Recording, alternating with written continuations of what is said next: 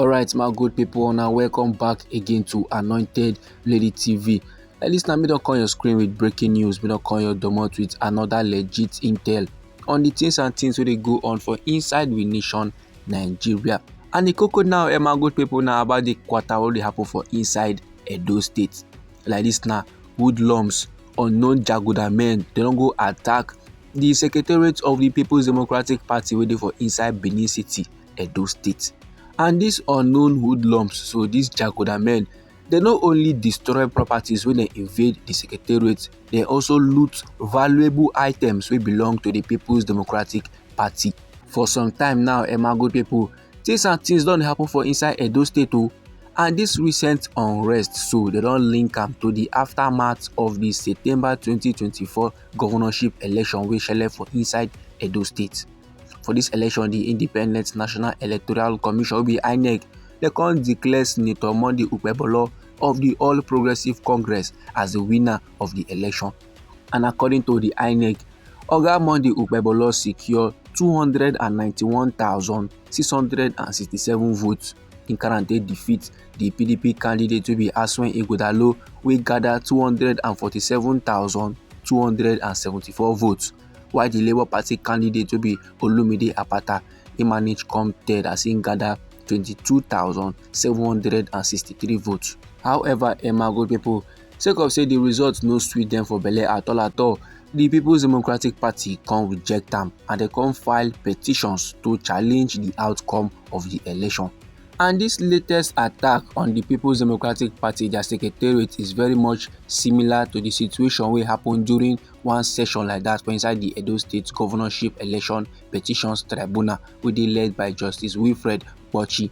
You know say during the session, government then storm the tribunal venue, then cause violence no be small. They come make lawyers, politicians and other observers wey dey present begin dey panic. Now, based on this recent attack now on the PDP, their secretariat, men don't see reasons to dey believe say through the governorship election e get as e be mago full inside, and the PDP they are correct when they claim say they get evidence to prove say mago full the governorship election wey make Senator Monday Ukpebolo become governor of Edo State. Meanwhile, they don't accuse the Edo State chairman of the All Progressive Congress wey be Jarrett Tenebe, say na him lead the invasion of the People's Democratic Party secretariat for inside Benin City on Thursday afternoon. Now this man now arrange the Jaguda men them we go scatter the PDP their secretariat. And this incident, my good people, no be small thing o. Jaguda men now they involved, they were very much armed, and then rough handle the People's Democratic Party chairman wey they go by the name Anthony Azegbemi. They assault the man so take this man in run for his life. Then last when the Edo State chairman of the All Progressive Congress can't take over the People's Democratic Party their secretariat, and they claim say now them first get the secretariat before the PDP can't take over, and from them will be the All Progressive Congress. Now me get video of things and things wey sup for inside the secretariat. I see this video my good people while the show give the general public. Now a verbal confrontation where they involve the Edo State chairman of the All Progressive Congress wey be Jarrett Tenebe, plus the APC youth leader and self-confessed cultist wey be Tony Kabaka, and the deputy commissioner of police wey be Abang. And during this confrontation, so the Edo State chairman of the All Progressive Congress wey be Jarrett Tenebe, they refuse to vacate the premises as the police they tell them to do so. And the deputy commissioner of police will be Abang, they try let the APC they know say they're not supposed to use force to take over the secretariat of the People's Democratic Party, because this no be something they lawful. If to say then carry the matter come meet the police, now the police for hand over the thing on a legit manner. Then Oga Tenebe con the flame up, con the raise in voice, say lie, nothing on earth will make am come out from the premises, because the time when the PDP then take over the secretariat from the All Progressive Congress, they no can inform the police. So them too, they no see reason why they need to come inform the police, as they want can use force to take back their secretariat. So like this now, my good people, Oga Jarrett Tenebe they choose violence. They choose to disobey the orders of the police, as the deputy commissioner of police will be Abang. They tell him to come up body to vacate the premises of the People's Democratic Party, their secretariat. And based on information we gather, my good people, you know say Tony Azegbemi, wey be the chairman of the Edo State People's Democratic Party, he been dey for inside im office dey do a normal thing before this invasion come happen, before they come attack am, before last he come gas escape.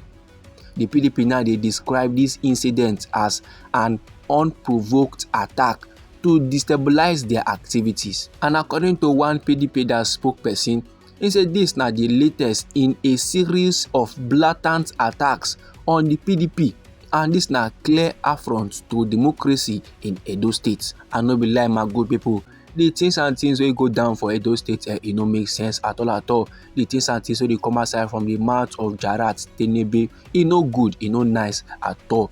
This man now dey yarn say nothing go make am comot from the premises of the secretariat, sake of say e belong to the APC before the People's Democratic Party come do take over. So like this now, this man dey dismiss police efforts to calm down the situation, and along the line, the confrontation e come escalate as the supporters of the All Progressive Congress, they come go wear black, and they come reportedly chase the police officer away. They can't even use violence, can't they strike police vehicles with stick and clubs. They can't they destroy their motor. So like this now, Emma, good people, the supporters of the All Progressive Congress for inside Edo State don't do something very much unlawful. They don't take laws into their hands. And the PDP now they call for the immediate arrest and prosecution of the APC chieftain, will be Jaret Tenebe. And the person they talk this one now, one PDP chieftain where they go by the name Barrister Anthony. Now in the yarn say the PDP they demand immediate intervention of the Inspector General of Police and the Edo State Commissioner of Police to come restore order and arrest those people who don't clearly break the law, and make them return the PDP secretariat back to its rightful owners. Barrister Tony constantly yarn say some time ago, a known APC member be dey walk through the streets of Benin City and they shoot guns for air. Nobody do am anything. Now they don't witness the shameful impotence of the police in the face of this brazen crime simply because the perpetrators belongs to the ruling party. And no be lie, my good people, like this now laws has been broken and police need to dey involved to make sure say they restore the trust of the general public, because right now e get as e be o. This man good people now the informate wey I want share give the general public.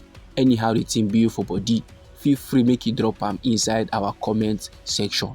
You know say now we be Anointed Lady TV. Our hobby now to dey give on our legit news on the things and things wey dey go on for inside with nation Nigeria. So if you like this update and you would like to receive more, try make you subscribe to this channel and try make you put on the notification bell so that as we dey bring more news they come, then go first get the informates and you will even get them sharp. And the comments are again with another legit intel for you, my good people. Try make it no go anywhere.